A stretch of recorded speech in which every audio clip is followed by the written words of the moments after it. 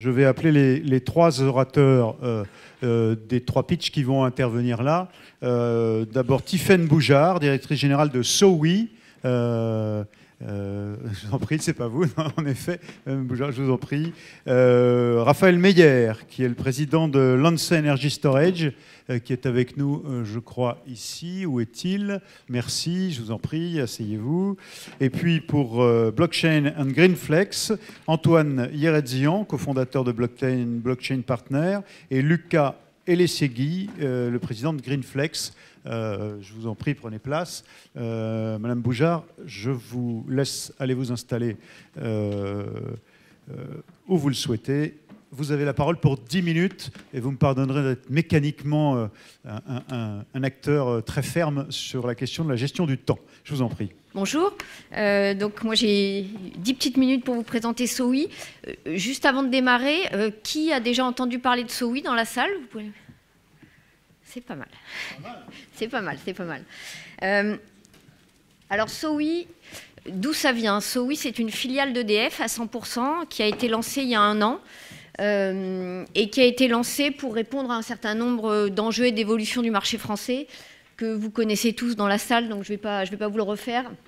Mais voilà, un marché évidemment de l'énergie de plus en plus concurrentiel, une révolution numérique qui apporte aussi plein de possibilités, et notamment le décollage du marché de la smart home, et puis la transition énergétique dont on a déjà largement parlé, qui est source de nouveaux services, et qui arrive à un moment où les Français prennent conscience de ce besoin de maîtriser la consommation d'énergie, tout en voulant quand même garder un maximum de confort chez eux. Donc, SOWI, c'est une filiale qui est nativement digitale, c'est-à-dire qu'elle est distribuée majoritairement par des canaux digitaux, avec des parcours entièrement digitaux. Elle est à la croisée des chemins entre le monde de l'énergie et le monde de la smart home. C'est vraiment un package des deux. On a vraiment une jambe côté énergie et une jambe côté smart home. Avec 2 promesses, hein, celle de la maîtrise du budget énergie, des économies d'énergie, et la promesse du confort chez soi. C'est une entreprise qui s'adresse au marché des particuliers. On intègre une station connectée que je vous ai amenée là et que vous pourrez voir à loisir après si vous le souhaitez. Et ça, c'est un vrai lien au quotidien avec les clients. On parlait des GAFA tout à l'heure, on parlait des différents enjeux. C'est un objet physique qu'on a voulu au milieu du foyer pour permettre à tout le monde dans le foyer de piloter et de voir les différentes infos qui s'affichent. Et c'est un lien quotidien pour nous avec le client. Et puis fonctionnant en mode agile, alors ça a été important pour se lancer rapidement, on s'est lancé en quelques mois, mais c'est important au jour le jour parce que sur ce marché-là, les besoins sont très fluctuants. C'est aujourd'hui un marché encore poussé par l'offre plus que par la demande, et c'est important de savoir s'adapter très très vite aux évolutions du marché, aux évolutions de la demande pour coller au maximum aux besoins des clients. C'est comme ça qu'on y arrivera. Voilà, donc c'est une offre complète, hein. Il y a bien une station connectée, il y a une appli évidemment qui va avec, il y a un contrat d'énergie, il y a des services, et tout ça pour les économies d'énergie et le confort. C'est une filiale vraiment à part avec sa propre marque, vous l'avez vu, ses propres codes, ses propres canaux de distribution, et ça fait partie des campagnes que vous avez pu voir ces derniers mois. Alors, comment ça fonctionne? C'est vraiment ce qu'on appelle un bundle, un package, avec un contrat de gaz ou d'élec, ou les deux, associé à une station connectée qu'on peut acheter ou qu'on peut louer. Là, c'est le prix de la location. Avec une offre d'énergie qui est une offre compétitive, sans être une offre low cost, mais surtout avec une promesse d'économie d'énergie liée au fait d'associer ce contrat d'énergie et cette station connectée. Donc, comment ça fonctionne? On a des capteurs, on parlait de capteurs tout à l'heure, on a des capteurs qui se posent sur les compteurs, gaz ou électricité, qui relèvent toutes les 10 minutes les consommations réelles du client. Et ensuite, on est capable, avec des algorithmes qui prennent en compte les caractéristiques physiques et thermiques du logement, qui prennent en compte les prévisions météo, qui prennent en compte les consos réelles déjà faites, qui prennent en compte évidemment les températures qui ont été demandées par les clients sur les plages horaires qu'ils ont demandées pour leur chauffage. Et avec tout ça, on est capable de projeter un budget, gaz ou électricité, au client. Lui dire, ben voilà, par exemple, là on est début février, avec toutes ces infos-là que j'ai sur toi et avec les températures que tu me demandes aux différentes plages horaires, tu vas payer 85 € d'électricité ce mois-ci. avec donc trois types de plages horaires, vous voyez là, hein, par exemple 21 la journée quand je suis là, 19 la nuit et puis 17 quand je suis au travail. On peut les appeler comme on veut, etc. et mettre les horaires et les jours qu'on veut sur ces différentes plages.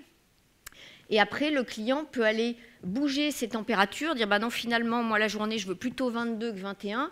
Et en temps réel, on va lui remettre à jour sa prévision budgétaire. On va lui dire ah bah du coup, vous allez payer plutôt 92 € et pas 85. À l'inverse, il peut choisir de piloter par le budget, c'est-à-dire de dire bah non, moi je ne veux pas payer 85 ce mois-ci. Je veux payer plutôt moins, il tourne la molette ou il le fait sur l'appli, je veux payer plutôt 75 et ça va lui remettre à niveau ses températures, son triptyque de température idéal, on va dire, pour qu'il tienne son budget. Et ça, c'est du temps réel parce qu'effectivement, s'il se met à faire beaucoup plus froid tout d'un coup ou qu'il change des choses, il va avoir une alerte lui disant attention, avec ces nouvelles données, vous allez payer 10 € de plus ce mois-ci, est-ce que vous êtes OK? Ou alors, est-ce que vous voulez qu'on revoie vos températures à la baisse pour tenir votre budget? Et donc, il peut suivre, par ailleurs, grâce au capteur, ses consos réels, heure par heure, jour par jour, en euros ou en kilowattheure. C'est important d'avoir cette vision en euros parce que le kilowattheure, ça ne parle pas à grand monde. L'euro, en revanche, c'est beaucoup plus parlant. Et puis, à la fin du mois, quand il va recevoir sa facture gaz ou Elexowi, il va être facturé, s'il le souhaite en tout cas, au réel de ce qu'il a consommé. S'il souhaite être lissé, il peut l'être évidemment, mais s'il veut être facturé au réel, il va être facturé au réel de ce qu'il a consommé. Donc voilà comment ça fonctionne, avec du coup une vraie maîtrise de l'énergie avec ce genre de système, parce que je mets un planning de chauffe, donc quand je suis pas là, j'économise. La nuit, j'économise. J'ai un mode absence qui me permet de mettre à 12 degrés quand je pars 2 jours. Et là, ça va me permettre vraiment de beaucoup économiser également. J'ai une détection de fenêtres ouvertes qui fait que quand j'ouvre les fenêtres, bah, ça coupe automatiquement le chauffage pour ne pas chauffer pour rien. Et ce genre de choses. J'ai l'anticipation de la chauffe. Quand je dis que je veux 21 degrés à 18 h, bah, il va se mettre à chauffer juste ce qu'il faut avant pour qu'à 18 h, j'ai la bonne température. Voilà comment ça fonctionne globalement. Avec cette station connectée qui permet de piloter pour tout le foyer depuis la maison et une appli qui permet évidemment de faire tout ça à distance.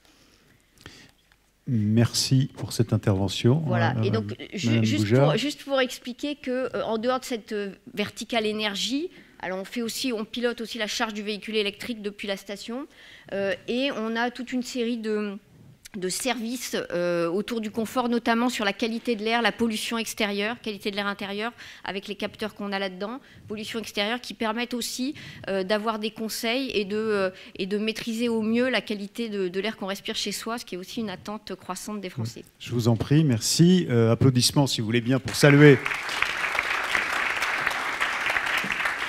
Madame Boujard. Je me demandais si sur ce oui il y avait un chrono, mais bon, il est un peu approximatif, mais c'était pile presque ces 10 minutes. Raphaël Meyer, vous êtes le président de Lancet Energy Storage. Je vous en prie, à votre tour, 8 minutes pour en faire 10 maximum, si vous voulez bien réellement, pour qu'on puisse passer la parole et tenir notre temps.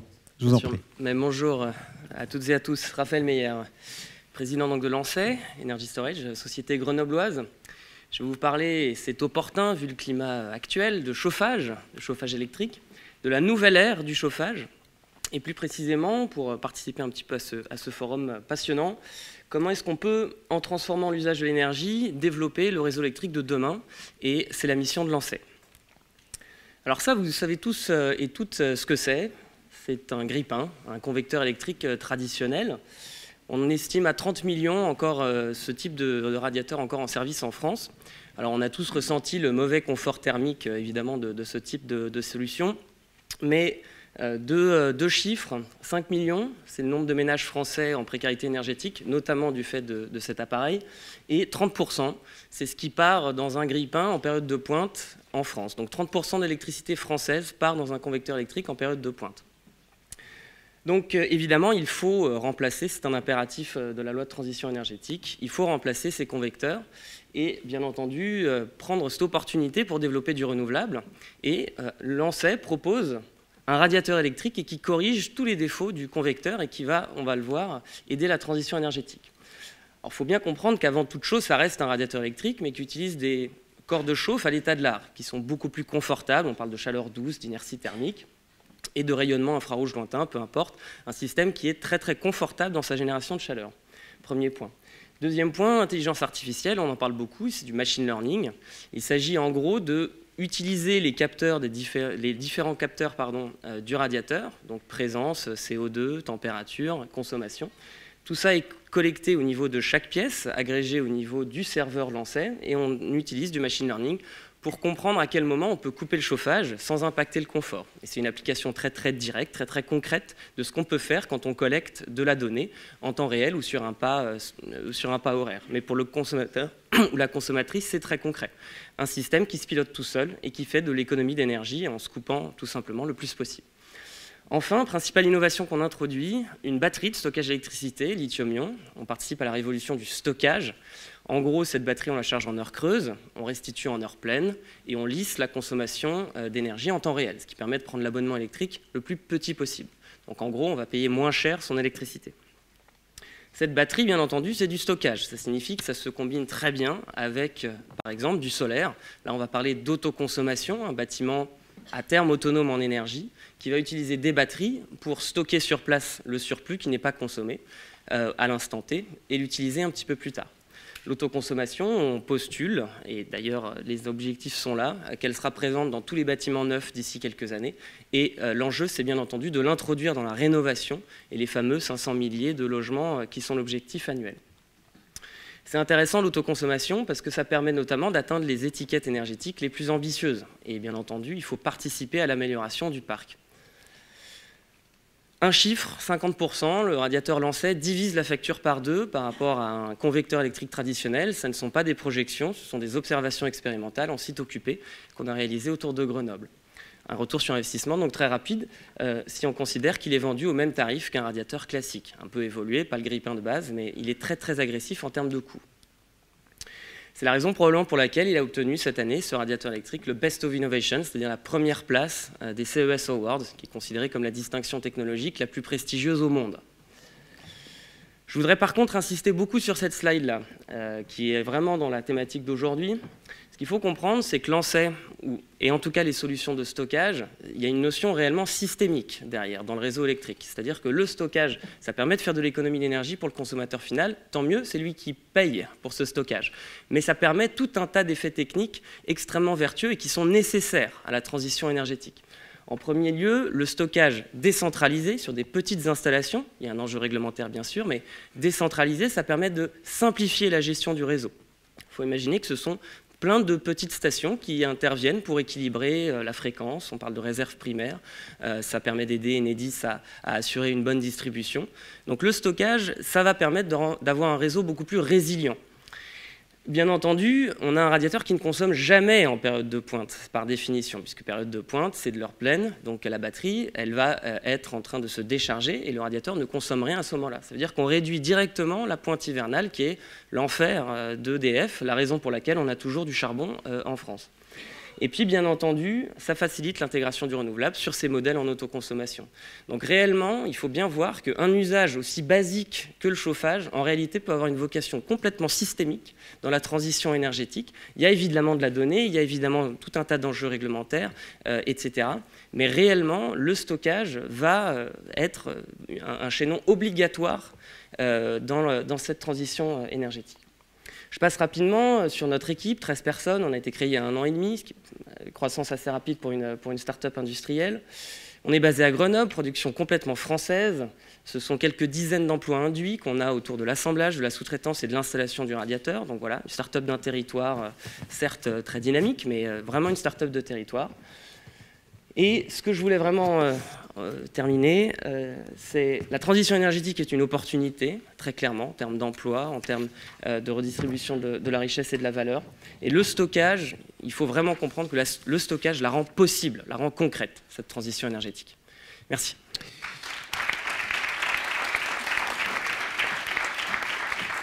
Merci à vous, Raphaël Meyer. On aurait envie, que ce soit SOWI ou Lancet, de vous interpeller, de poser des questions, mais par correction vis-à-vis des autres et par souci d'équité, je vais m'abstenir. Mais c'est passionnant, toutes ces présentations. En effet, on aura envie d'aller plus loin. Blockchain et Greenflex, avec Antoine Yeredzian, cofondateur de Blockchain Partner, et Lucas Elisegui, président de Greenflex. Alors, on voudrait vous présenter quelque chose qui est une initiative qu'on a commencée l'été dernier, c'est ça, avec Greenflex. On a parlé, d'ailleurs, on m'entend mieux comme ça. Parfait. Raphaël vient de l'évoquer, cette notion de stockage décentralisé, équilibre local du réseau et tout ce qui va commencer à se développer et ce qui a été évoqué d'ailleurs dans la table ronde précédente avec les enjeux d'organisation locale, de gestion de la donnée, de gouvernance aussi qui va avec. Donc c'est un peu toutes ces questions qu'on se pose et la question de la blockchain, qui est, enfin en tout cas moi mon cœur de métier, se pose également parce qu'elle rentre dans cette dynamique-là. Donc la question qu'on s'est posée en fait très concrètement avec Greenflex, c'était de se dire, on parle partout de blockchain et smart grid, enfin il y a des articles qui tournent depuis un an et demi, il n'y a pas grand-chose qui se passe. Donc est-ce qu'on pourrait mettre les doigts dedans et commencer un petit peu à voir concrètement ce que ça veut dire et voir ensuite toutes les questions qui se posent, quels sont les modèles d'affaires qui peuvent émerger, etc. Donc on a lancé Desmin, c'est cette idée de 1. Open innovation, 2. Essayer de réfléchir collectivement à quel pourrait être le standard d'une gestion décentralisée d'une boucle locale énergétique sur blockchain, parce que donc concrètement se dire on va gérer économiquement, j'entends, une boucle de consommation locale sur blockchain, c'est bien, mais qu'est-ce que ça veut dire en termes de standards? Parce qu'après d'ailleurs il y a l'interopérabilité qui va se poser avec tous les systèmes, les multiples compteurs, les applications smart home, etc. Et qu'est-ce que ça veut dire aussi? Est-ce que c'est une démarche de développement de code en privé ou est-ce qu'il faudra plutôt aller sur des codes open source pour que les collectivités locales puissent s'en saisir et développer leur propre façon de travailler? Donc nous, on était plutôt dans cette optique-là, c'est-à-dire commencer à poser les briques d'une collaboration pour essayer d'aboutir derrière à un vrai standard. Donc c'est une aventure qui a commencé à 2, en tout cas à date, avec Blockchain Partner donc, que je représente, qui est en gros leader français sur la transition blockchain, c'est-à-dire l'accompagnement d'un certain nombre d'organisations et d'entreprises vers les nouveaux systèmes décentralisés. Et Greenflex, que tu peux peut-être présenter rapidement, Lucas. Oui, très rapidement, Greenflex, on accompagne la transition environnementale et sociétale de nos clients. Donc on s'appuie sur 3 grands piliers. L'accompagnement en termes de conseils, qui soit stratégique ou très opérationnel. L'intelligence de la donnée, puisqu'on développe des plateformes digitales augmentées de data science. Et le financement, qui permet d'actionner les projets d'efficacité énergétique, par exemple.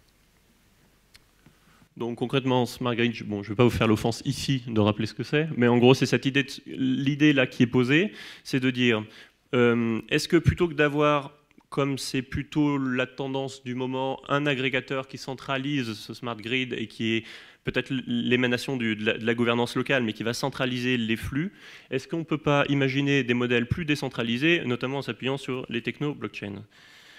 Pour ça, en fait, on a monté une expérimentation très simple. Ouais. Je vais montrer ce qu'on a fait. Donc, une fois qu'on est parti de cette constatation, on s'est dit, OK, qu'est-ce qu'on peut commencer par faire? Là, en étant juste 2 et en essayant d'avancer très vite pour éviter justement les effets d'annonce pendant 30 ans de communiqué de presse. Enfin, vous voyez un peu l'idée. Donc, très concrètement, ce qu'on a fait, on a commencé avec Greenflex à travailler sur de la donnée, d'abord dans un premier temps de la donnée simulée. Donc, on a fait, désolé pour l'affichage hein, qui n'est pas terrible. Donc, on a commencé par générer une boucle locale énergétique totalement imaginaire avec, donc vous avez à gauche, hop, si je regarde. Imaginaire, mais avec des données réelles toutefois, de vrais sites qui sont en capacité de produire ces types de consommation. Voilà, donc on a simulé en fait sur une année des courbes de charge d'immeubles, de concessionnaires, de bureaux, etc., de petits commerçants. Donc ça c'est le flux de données sur lequel on a travaillé. Et la réflexion était la suivante. On s'est dit, on va injecter cette donnée sur une blockchain qui sera en fait une place de marché, c'est-à-dire qu'on va exiger de toute entité qui prélève ou injecte de l'électricité sur le réseau d'être capable de trouver un acheteur ou un vendeur sur le réseau, soit un acheteur ou vendeur local, c'est-à-dire ça peut être son voisin ou le bureau d'à côté, soit s'il n'arrive pas à faire un deal, faire une transaction avec un... par exemple, nous dans notre exemple, on a mis EDF. Donc si je démarre la démo, concrètement, qu'est-ce que ça veut dire? Hop, si je vous montre un peu à quoi ça ressemble. Donc vous avez en gros toutes les secondes l'ensemble des données simulées qui sont injectées dans la blockchain pour qu'on sache exactement où en est chaque entité. On en tire disons une injection ou un tirage d'électricité sur le réseau, c'est-à-dire est-ce que je suis positif ou négatif dans la consommation d'électricité. À partir de ça, on en déduit, hop, des transactions, c'est-à-dire que vous allez avoir en fait, donc là je suis sur la blockchain NXT pour ceux qui connaissent, donc vous allez avoir à côté de ça en fait par exemple l'immeuble de logement qui est le seul ici à surproduire de l'électricité, puisqu'il y a des panneaux photovoltaïques, qui va proposer en fait une offre de vente de son électricité sur le réseau local. Vous avez EDF, qui est un peu market maker, qui va proposer aussi ses tarifs d'achat et de revente d'électricité. Et ensuite, vous allez avoir les petits commerçants et les autres, le bureau, etc., les autres parties prenantes, qui vont faire des transactions sur la blockchain pour dire eh ben, j'achète plutôt mon électricité à EDF, j'achète plutôt mon électricité à l'immeuble de logement. Alors, donc, ça, c'est une expérimentation qu'on a montée très vite, justement pour rentrer directement dans le concret. Évidemment, c'est un cas très schématique, puisque ça ne rentre même pas dans le cadre de la loi d'autoconsommation collective, puisque vous imaginez bien que tout ça, on ne peut pas avoir tout ce périmètre-là en aval d'un poste de transformation. Mais cependant, c'était quand même, ça nous a semblé très très intéressant, parce que ça a permis de poser en fait les premières questions, les premières briques de la réflexion là-dessus. Ouais, donc, ce qui était intéressant, c'était évidemment, si tu reviens juste avant, de s'appuyer sur une boucle locale où on a des diversités de profils qui vont créer des gisements pour pouvoir valoriser ces micro-excédents, par exemple, de production sur un marché. Donc, comme l'a expliqué Antoine, on a une place de marché qui se crée et elle fonctionne comme toute place de marché, c'est ce que vous pouvez voir là. On a un cours qui va être donné pour l'énergie à un moment donné. Et puis les courbes vertes et rouges montrent les volumes d'intention d'achat et de vente d'énergie sur cette place de marché. Et ce qui est intéressant, ce n'est pas du tout dans la logique dans laquelle on est de boucles locales, diloter les boucles locales. Au contraire, c'est les intégrer dans le réseau beaucoup plus global et participer à l'équilibre. Et comment on va le faire? C'est ce qu'on a expliqué, c'est ce terrain de jeu en fait, qui va être guidé quelque part par les tarifs de rachat et de vente de l'énergie par le distributeur d'énergie. Et en fait, en fonction des besoins d'équilibre, en fonction de la criticité sur le réseau, on peut stimuler ce marché-là en faisant en sorte qu'on favorise plutôt des transactions locales au niveau de la boucle ou qu'on favorise plutôt des transactions avec les distributeurs historiques. Donc ça, c'est l'intérêt. Et ce qu'on peut montrer très rapidement avec ce qu'on a pu simuler d'ores et déjà, c'est qu'on voit apparaître des gisements, mais maintenant, il faut aller évidemment beaucoup plus loin dans l'évaluation de ces gisements. Donc, beaucoup de questions à explorer encore. Et ce que l'on veut, c'est surtout pas partir dans un délire technologique de plateforme qui ne trouve jamais corps après dans la réalité d'un point de vue modèle économique ou réglementaire. Donc, c'est les piliers qu'on veut évidemment adresser. La partie modèle d'affaires. Ce qu'on a appelé aussi la partie compliance, puisque l'autoconsommation collective aujourd'hui, telle qu'elle est définie, ne le permet pas. Donc c'est aussi de se poser la question de quelles évolutions on doit envisager sur ces sujets-là. La partie, ce qu'on appelait legacy aussi, puisqu'il y a un vrai sujet de traçabilité de la donnée. Comment récupérer les données issues des compteurs, comment les valider, en assurer le bon archivage. Bon, évidemment, la blockchain amène des débuts de réponse. Et puis, il y a encore évidemment beaucoup de points à lever sur la partie développement technique. Les choix ne sont pas forcément faits aujourd'hui de manière définitive sur les technologies, par exemple, de blockchain. Il y a d'autres choix à faire sur la partie IoT également, notamment. Et puis, derrière, quel périmètre on se donne en termes de développement. Donc, comme l'a expliqué Antoine, on a été très vite, ça s'est fait en 3 mois, on a fait ce démonstrateur, on voulait très vite rentrer dans le concret pour pouvoir en parler, typiquement sur des journées comme aujourd'hui, pour que l'ensemble des acteurs de la filière soient bien au courant de ces initiatives. Le premier démonstrateur, on peut évidemment revenir par ailleurs dessus plus en détail. Ce que l'on souhaite faire maintenant, c'est identifier les partenaires clés à amener avec nous sur ces sujets-là, puisque comme je l'ai expliqué, on ne veut pas inventer l'histoire tout seul, on veut que tous les acteurs de la chaîne de valeur énergie soient dans la boucle. Que l'on parle des collectivités locales qui sont très très motivées par ce projet-là et qui tapent souvent à la porte en disant si vous faites un démonstrateur, je veux que ce soit chez moi, mais également tous les acteurs de la production et de la distribution d'énergie, évidemment. L'idée, c'est d'aller rapidement aussi sur des tests, sur des boucles locales réelles, donc définir des zones un petit peu, j'ai envie de dire, démilitarisées, où on pourrait se permettre de faire des expérimentations là-dessus. Et puis après, la logique aussi, c'est d'arriver vers cette forme de standard. Donc on parle évidemment de se dire, de se poser la bonne question de où est-ce qu'on positionne le curseur aussi dans ce qui va être livré en termes de code réutilisable, réexploitable dans les différents territoires par exemple pour démultiplier les boucles énergétiques locales, puisque ces boucles énergétiques locales en fait sont un sujet clé pour Greenflex. La blockchain et ce projet-là est un moyen d'actionner la boucle locale énergétique. Mais on croit beaucoup à cette notion de circuit court de l'énergie et au fait que l'énergie va se consommer de plus en plus horizontalement, se consommer et se produire. Et il faut amener les solutions qui sont nécessaires dans ce cadre-là. Et on vient de publier d'ailleurs un livre blanc sur ce sujet des circuits courts de l'électron que vous pouvez trouver sur notre site web et n'hésitez pas à aller le télécharger. Donc première étape, vous l'avez compris, autant Antoine que moi évidemment on se tient à disposition pour accueillir les différents partenaires qui voudraient rejoindre l'expérimentation et construire très rapidement le meilleur, le plus beau contexte, j'ai envie de dire, à la fois de démonstration technique, mais très ancré dans une réalité économique et de performance énergétique. Merci à vous. Merci.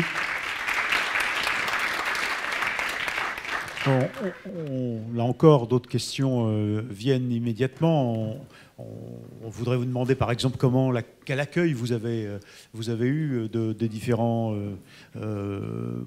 encadrants, je dirais, les pouvoirs publics, les collectivités, celles qui vous proposent par exemple d'être demain, de mener votre expérimentation chez elles, par exemple.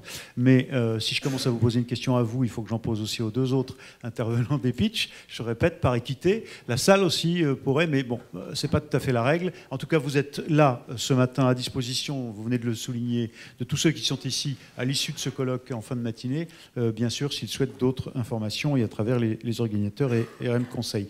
Merci à SOWI, merci à Lancet et merci donc à Blockchain et Greenflex pour leurs interventions qu'on va saluer, si vous voulez bien, par quelques applaudissements à nouveau.